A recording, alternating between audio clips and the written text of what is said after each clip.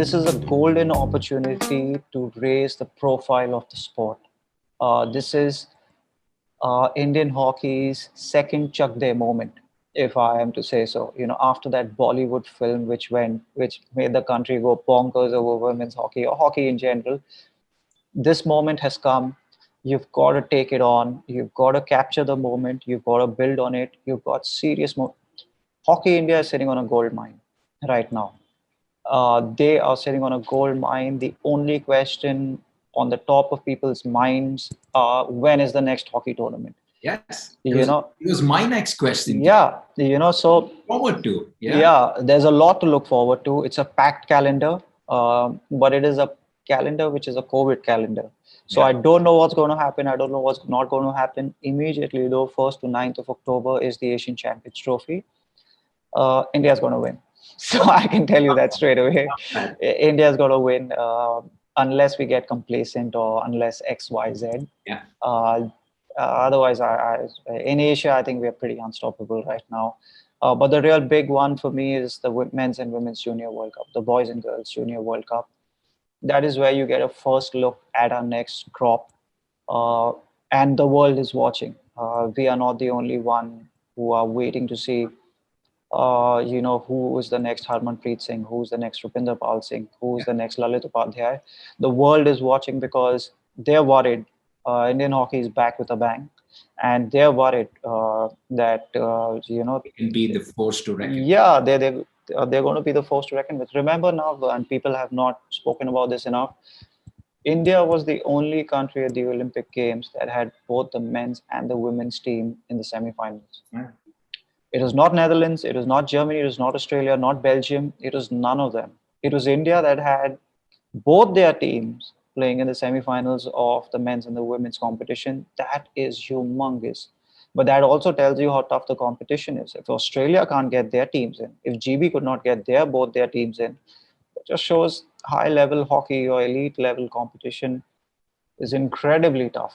So, anything can happen at the Olympics if no anything can happen. Which can come back without a medal. Think about this, right? The Australian hockey team is the most consistent sports team in Australian sport. The Australian hockey team. People don't know this. Last 30 years, the Australian hockey team has not been outside the top 4 of world hockey. In the last 30 years, do you know how many times the Australian hockey team has won the Olympic gold medal? Once. Wow. That's how tough it is. That is how tough it is. It is not easy to win at elite level in hockey, as it is not in any other sport. But they've won the Cricket World Cup multiple times since then, in the last 30 years and so on. But they are the most consistent team in world hockey. But it is not a given that they are going to turn up at the Olympic Games and win. They made it to the finals this time as well, and they lost. So it's incredibly tough. But I'm really looking forward to Paris. But before that is the Asian Games next year. We win that. We don't need to play the qualifiers. So get that out of the way, qualify directly. So you can straight away, you've got 2 years to think about what's in Paris. Otherwise, you get muddled up with the qualifiers when they're coming up. You've got one more tournament to play, X, Y, Z. Rather just win the Asian Games. You qualify to the Olympic Games directly. I really cannot see any team in Asia beating our men's and women's team right now as things stand. I really cannot. So, big things coming up here. So we have a busy calendar to look forward to, and tournaments with India going in as potential contenders. There's hope, there's optimism, and it's nice to hear that. It really is. I think all of India are looking forward to, and it's so fast-paced that you can't switch channels, unlike cricket when you can...